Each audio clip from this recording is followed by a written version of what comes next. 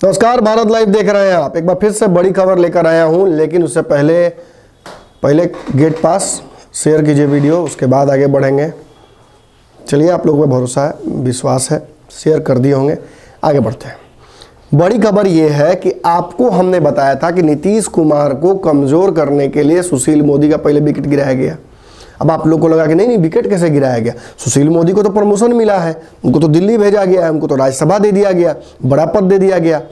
सुशील मोदी के दिल पर हाथ रख के बोलने के लिए गंगा जी में खड़ा होकर कि क्या वो राज्यसभा जाना चाहेंगे या बिहार के उप मुख्यमंत्री बनना चाहेंगे। जवाब आपको भी मिल गया होगा, दिल में उनकी आवाज़ आया होगा, जवाब आपको मिल गया होगा। सुशील मोदी बिहार के उप मुख्यमंत्री बनकर नीतीश कुमार के साथ रहना चाहते थे। नीतीश कुमार को कमजोर करना था, उनका एक हथियार छीन लो। सुशील मोदी अब दिल्ली की राजनीति करेंगे कि नहीं करेंगे, वो भी जेपी नड्डा, अमित शाह, नरेंद्र मोदी पर डिपेंड करता है। लेकिन एक बात मैंने जिस दिन सरकार बननी थी उसके एक दिन पहले कह दी थी कि सुशील मोदी का इस बार पत्ता कटता ही जाएगा, नीतीश कुमार को धीरे धीरे कमजोर करता ही जाएगा भाजपा। और इसी कड़ी में एक बार फिर से नीतीश कुमार को कमज़ोर करते हुए सुशील मोदी को भी कमज़ोर किया गया। और सुशील मोदी को कमज़ोर करने के लिए मतलब उनके सारे इनसाइडर्स, आंख नाक कान, सब बिहार भाजपा के मुख्य पदों से समाप्त किया गया है। बताते हैं, पूरा डिटेल बताते हैं आपको। कुछ दिन पहले मैंने खबर चलाई थी, आपको बताया था कि ऐसे में तो तेजस्वी यादव सीएम बन सकते हैं। उस दौरान मैंने आपको बताया था कि बिहार में विधानसभा के निर्माण के साथ, मंत्रिमंडल के निर्माण के साथ साथ समितियों का निर्माण होता है। याद है आपको? बताते हैं आपको पूरा डिटेल। विधानसभा की जो समितियां हैं उनके गठन के लिए अधिसूचना जारी हो गई है। इसके लिए मंत्रिमंडल का जैसे विस्तार होना था उसी को की तरह समितियों को भी बनाने को लेकर संशय बना हुआ था। क्यों?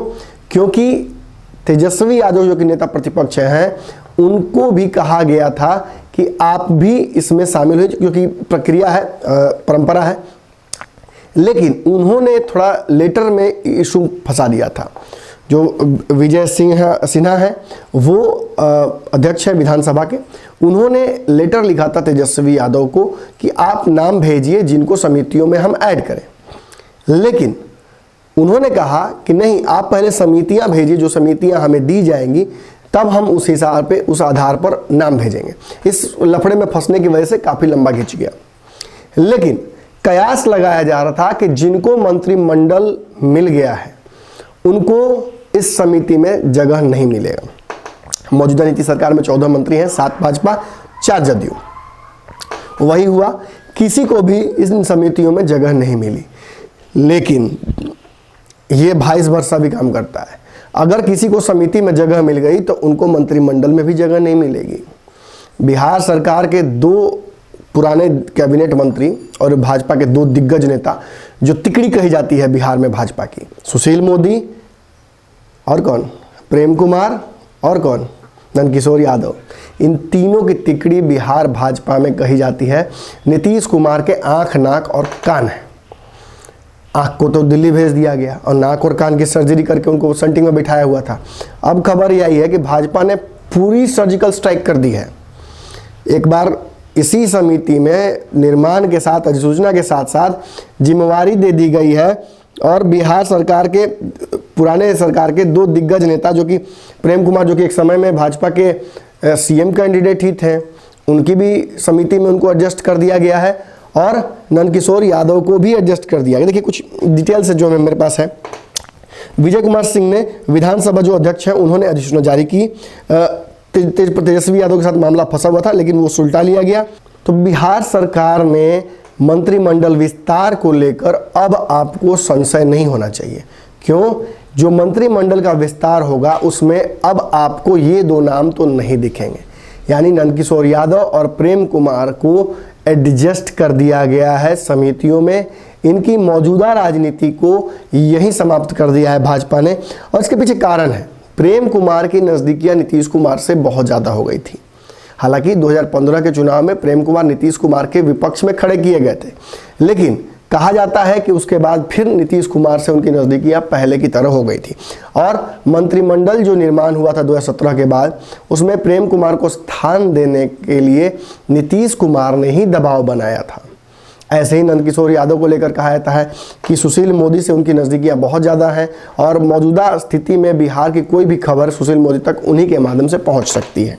इसके अलावा भाजपा के कई लोगों को भी एडजस्ट कर दिया गया है, जिनको भी कहा जाता है कि सुशील मोदी से नज़दीकियां हैं। इनकी एक लंबी लिस्ट है, उस लिस्ट को भी समिति में डालकर एडजस्ट कर दिया गया, यानी पूरी सर्जिकल स्ट्राइक 0 तक की गई है। कैसे? राम नारायण मंडल को आचार समिति का दे दिया गया है जिम्मेवारी, विनोद नारायण झा को निवेदन समिति का बना दिया गया, कृष्ण कुमार झा को उद्योग विकास समिति का दे दिया गया और राम प्रवेश राय को जो प्रदूषण नियंत्रण विभाग है उस समिति का बना दिया गया है अध्यक्ष। तो अब आप समझ रहे होंगे कैसे भाजपा ने पहले नीतीश कुमार के खिलाफ सर्जिकल स्ट्राइक की। P2P मॉडल यानी पार्लियामेंट से लेकर पंचायत तक अमित शाह का स्ट्रेटजी काम कर रहा है बिहार में, और अब नीतीश कुमार के करीबी माने जाने वाले सुशील मोदी के ऊपर भी सर्जिकल स्ट्राइक कर दिया गया।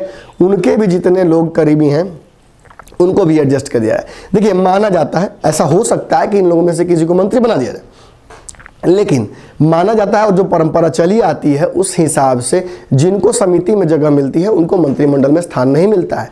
ऐसे में आगे चल के जो मंत्रिमंडल विस्तार होगा नीतीश कुमार के कैबिनेट का, उसमें भाजपा के कई नए लोगों का नाम आप देख सकते हैं, जैसे कि तारकिशोर प्रसाद और रेणु देवी का नाम आपने सुना था, उप मुख्यमंत्री का सडनली नाम आया। उसी तरह से कोई वाइल्ड कार्ड एंट्रीज हो सकती हैं, तो आंख नाक कान खुला रखना है। UPI नंबर दिया हुआ है। वीडियो शेयर तो आपने कर ही दिया था, मुझे विश्वास है। अगर नहीं किया था तो अभी भी आप शेयर कर सकते हैं। इसी शर्त पर मैं अगली खबर लेकर आऊँगा। धन्यवाद। अगर ये वीडियो पसंद आई और वह बिहार के राजनीति और बिहारियत से सरोकार रखेनी तो सब्सक्राइब बटन दबा के चैनल के सब्सक्राइब कर ली।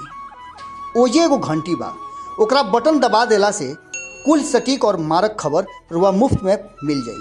अगर रुआ पत्रकारिता के हमनी के नया प्रयोग में सहयोग कर चाहतानी तो ज्वाइन बटन दबा दी। पेटीएम नंबर नोट कर ली 9386816700। धन्यवाद।